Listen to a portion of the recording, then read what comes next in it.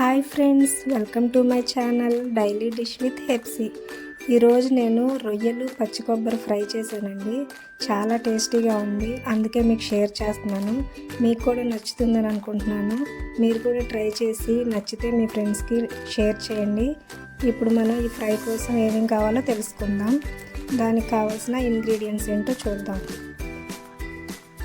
పచ్చి రొయ్యలు 1/2 kg అండి. పొట్ట పేగులు తీసేసి క్లీన్గా కడిగి పెట్టుకోవాలి.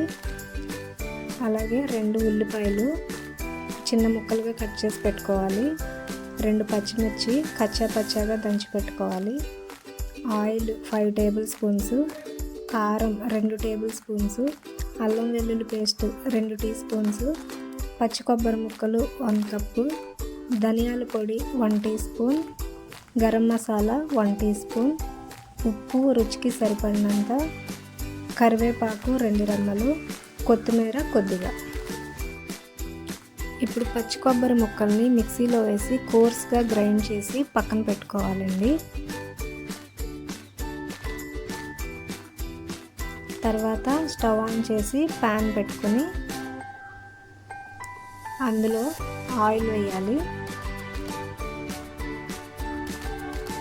ఆయిల్ హీట్ ఎక్కిన తర్వాత ఉల్లిపాయ ముక్కలు పచ్చిమిర్చి వేసుకోవాలండి. వేసుకుని తిప్పుకోవాలి.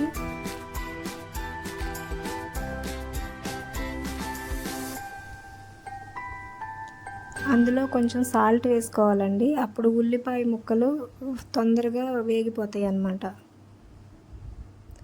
ఉల్లిపాయలు ఎర్రగా వేగిన తర్వాత అందులోకి రొయ్యలు వేసుకోవాలి.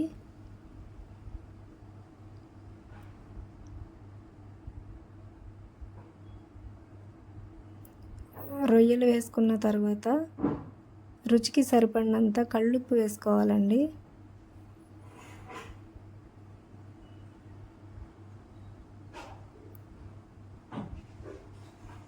అందులోనే అల్లం వెల్లుల్లి పేస్ట్ వేసుకోవాలి. వేసుకుని బాగా తిప్పుకోవాలి. గరిటెతో బాగా తిప్పుకొని తర్వాత మూత పెట్టేసుకోవాలి.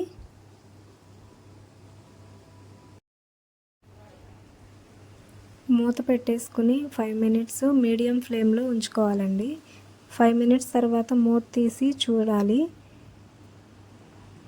గరిటెతో ఒకసారి కలుపుకొని అందులో కారం వేసుకోవాలండి.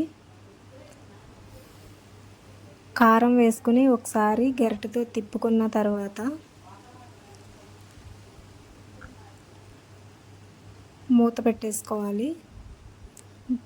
మరలా 2 మినిట్స్ తర్వాత మూత తీసి చూడాలి. ఆయిల్ పైకి వస్తుందండి. అప్పుడు మరలా ఒకసారి గరిటెతో తిప్పుకుని కోర్స్గా గ్రైండ్ చేసి పెట్టుకున్న కొబ్బరిని అందులో వేసుకోవాలి. వేసుకుని ఒకసారి మరలా మొత్తం కలుపుకోవాలి. ఇలా మొత్తం కలుపుకొని ఆ తర్వాత మరలా మూత పెట్టేసుకోవాలి. అలా మీడియం ఫ్లేమ్లో ఉంచుకోవాలండి. ఆ తర్వాత ఒక 2 మినిట్స్ తర్వాత మూత తీసి అందులో ధనియాల పొడి, గరం మసాలా, కొత్తిమీర, కరివేపాకు వేసుకోవాలి. వేసుకొని మరలా ఒకసారి కలుపుకొని స్టవ్ ఆఫ్ చేసేసేయాలి.